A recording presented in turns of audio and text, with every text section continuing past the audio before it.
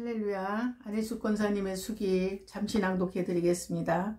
일본인들, 나는 청년들 몇에게 부축을 받아서 우선 재판소에 갔다. 가마다 판사는 그의 사무실에서 행장을 꾸리는지 정돈하는 것인지 책상을 뒤지며 무엇을 하다가 나를 보더니 깜짝 놀라며 경례를 한다. 나는 청년들을 밖에서 기다리라 하고 문을 열어놓은 채 가마다가 권하는 의자에 앉았다. 판사께서는 앞으로 어떻게 하실 것입니까? 나는 공손히 물었다. 그는 죄인같이 허둥지둥하면서 아픈 캄캄합니다. 계획도 없고 방도도 없습니다. 나는 공손한 말로 판사님의 특별한 도움을 받은 것을 잊지 않아서 감사하다고 인사하러 왔어요. 그리고 나를 특별히 생각하여 주신 판사님에게 저는 아무것도 갚을 길이 없습니다. 다만 제가 믿고 봉사하고 섬겨 순종한 하나님의 아들 예수를 믿고 구원 얻으시라고 권면하고 싶어서 왔어요. 하니 그는 조용히 한참 있더니 저는 벌써부터 그 신앙에 들어온 사람입니다. 성경은 숨어서 많이 읽었지요. 사실은 조사하기 위해서 읽은 것인데 항복을 한 셈이지요. 나는 참 만족했다. 더 읽기도 이상하고 해서 나는 일어나서 청년들의 부축을 받아 집에 돌아왔다. 돌아오는 길에 나는 쇠고랑을 차고 그렇게도 무섭고 아프게 고문받아 견디지 못했던 어둡던 나를 회상했다. 가마다의 불안하나 무언지 결심이 있는 얼굴이 집에 올 때까지 내 머릿속에서 사라지지 않았다. 나는 내가 할 일을 한 것에 대해서 만족하고 감사했다. 이튿날 아침에 나는 또 청년들에게 부축을 받아서 일본인 거리로 나갔다. 나는 참 놀랐다. 일본인들이 모두 머리에 수건을 동이고 손에 비와 걸레를 들고 거리를 청소하고 있는 것이었다. 들은즉 그 중에는 과거에 유명한 고관들과 큰 부자였던 몇몇도 보인다는 것이다. 경관들도 섞여 있는데 더욱이 형사들은 추록 수인과 사람들에게 끌려가서 죽도록 맞아서 거의 죽을 뻔한 이들이 여럿 있다고 했다. 우리를 이 모양으로 만들어 놓은 그들이었지만 그렇게도 권력으로 이 땅에 군림하던 그들이었던 만큼 지금 그들을 보는 내 가슴은 웬일인지 서름이 북받쳐 올랐다. 그 얼마나 이 땅을 비참하게 만들었던 그들인가. 거룩한 공예를 발로 받고 믿는 자들을 한치도 용납함 없이 그들의 노예가 되게 하고 그들이 섬기는 신의 부하가 되지 않는 한 배급도 아무것도 안 주고 성을 바꾸고 그들이 사는 양식을 따르지 않으면 공사에 출입할 수도 없게 할 뿐 아니라 죄 없고 죄짓지 못하는 성도들을 그 얼마나 무시무시한 고문과 학대와 천대와 핍박과 압제로 이 강산을 흐렸으며 피로 적게 하여 왔던가. 나를 이 꼴로 만들어 놓은 그들은 이제 내 눈앞에서 저 모양들이 되었구나. 들은즉 그들은 그렇게도 높이고 그렇게도 위하고 그렇게도 자랑하던 그들의 신을 항복되자마자 신사에 올라가 자기들의 손으로 모두 불을 질렀다는 것이다. 그들은 자진해서 저들의 집을 모두 개방해 한국인들에게 내어주고 재물과 식료품까지 모두 한국인들에게 줄 뿐 아니라 사환으로 고용하던 고용인들에게 주인이 되게 하고 자기들은 수종하며 온갖 천한 일을 자진해서 다 하고 있다는 것이었다. 그들은 마치 잡아온 노예 때와도 같았다. 그렇게도 유순하고 겸손하고 스스로 낮아진 태도들이었고 광경이었다. 어떤 성질이 급한 한인들은 달려들어서 원수를 갚는 이도 덜어 있었다고 하나 대개는 그들이 너무도 졸지에 땅에 떨어졌는 고로 또 그처럼 두렵고 무섭게 섬기던 주인들이 그 모양이 된 것을 보고 모두 한숨을 지으며 눈물을 흘리는 이도 있었다.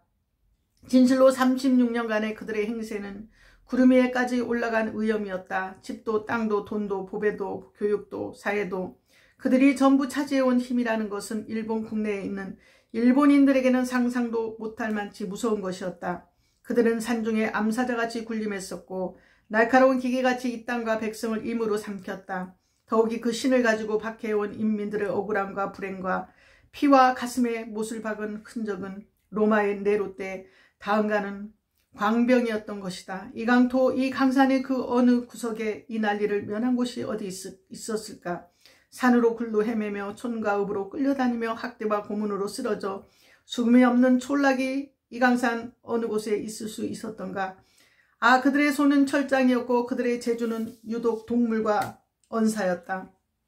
우리는 서로 가슴을 부둥켜 안고 무서워 울고 떨었다. 우리는 줄이고 목마르고 헐벗고 시달려 끝없는 불안에 넘어지고 엎어졌다. 경찰서가 있는 곳마다 기독교인의 고문으로 흘린 피비린내를 제거할 약품을 찾을 수 없었다. 아, 그러나 이제 그들의 그 강장의 모습이 어디 있는가?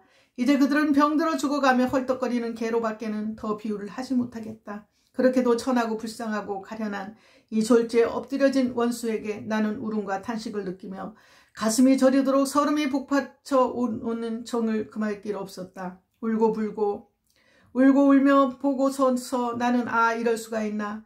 이렇게도 졸지에 이렇게도 비참하게 저렇게 되는 줄을 누가 알았을까. 나는 또 수많은 일본인들이 가극과 총과 곳곳에서 줄을 서서 이 평양성을 향해 나아오는 것을 보고 놀랐다.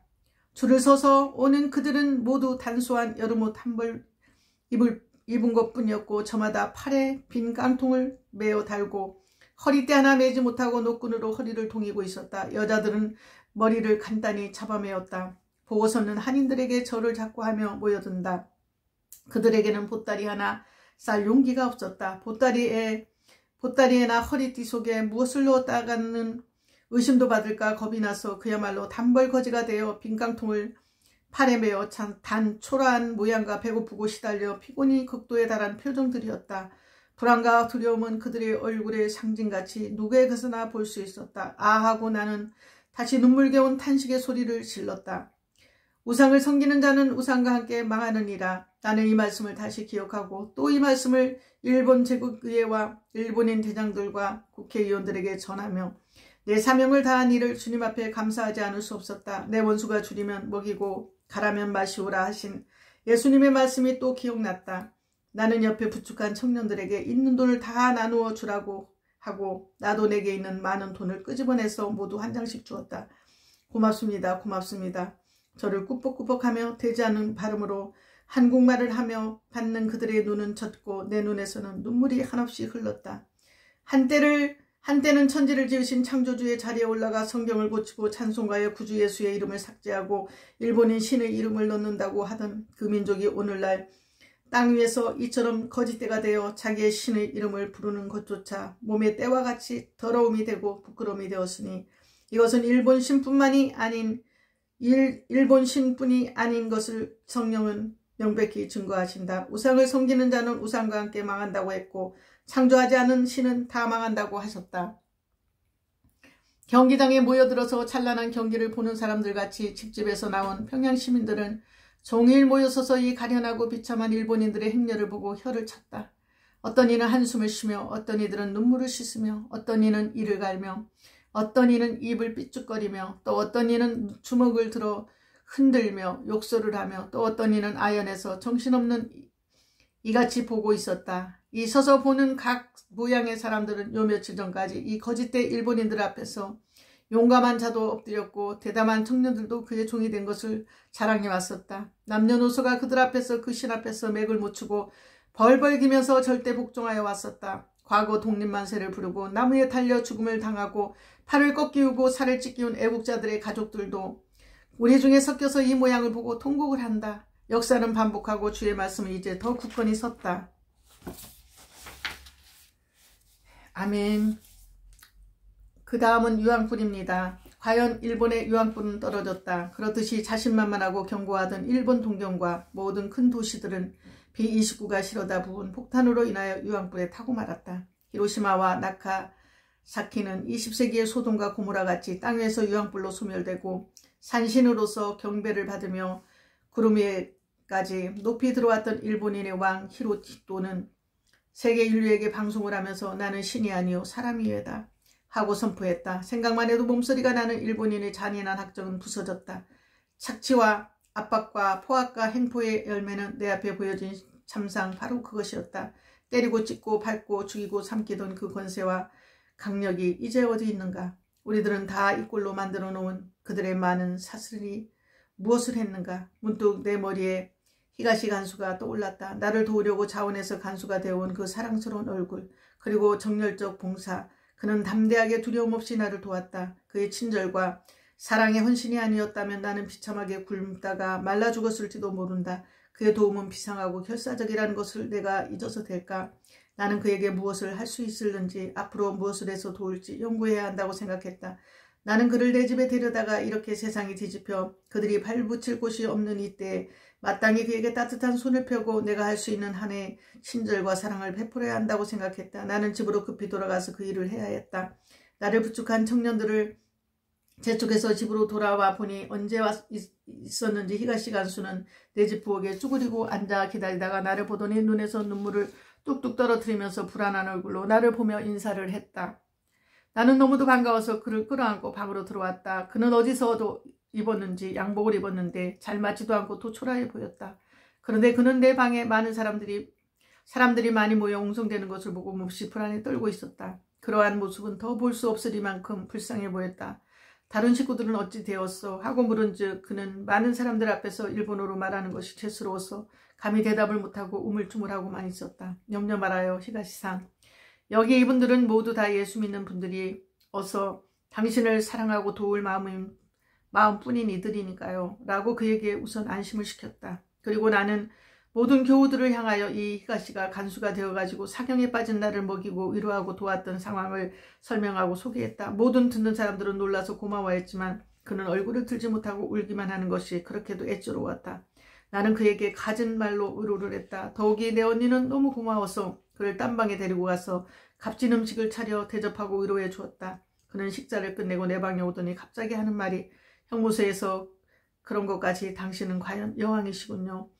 이렇게 말한 그는 더 애처롭게 느껴진 것은 그의 눈에 내가 여왕으로 보일 만큼 자기가 불쌍해진 것을 설명한 것 같았기 때문에 마음이 더 아팠다. 나중에 한 일이지만 일본이 항복을 하자 그의 남편은 곧 머리를 동이고 한국인들의 집을 청소해 주는데 자원해서 나가고 시어머니는 아기를 데리고 빈깡통 하나 매달고 거리에 나간 채 만날 수가 없었다는 것이다. 그는 앞길이 캄캄하고 아득해서 우선 내 집을 찾아오는 것이 그렇게도 힘들었던 모양이었다. 언니는 그를 조용한 데로 데리고 가기 위해서 자기 집으로 히가시를 데리고 갔다. 그리고 한국 옷을 입히고 한국말을 가르치고 갖은 사랑을 다했지만 그는 날로 불안해지는 세태에 더 남아있을 수가 없어서 다시 나에게 왔다. 그리고 그는 불안한 표정으로 일본으로 가는 길이 있는 모양이니 가야겠어요 했다. 그렇게도 사랑스럽고 그렇게도 귀하던 그는 이 변동된 환경에 완전히 휩쓸려 차마 눈으로 볼 수 없을 만치 가련하고 처참한 신세가 되어버렸다. 그래도 고향에 가면 살 길이 있겠지요 하고 못내 애석해하며 울먹울먹했다.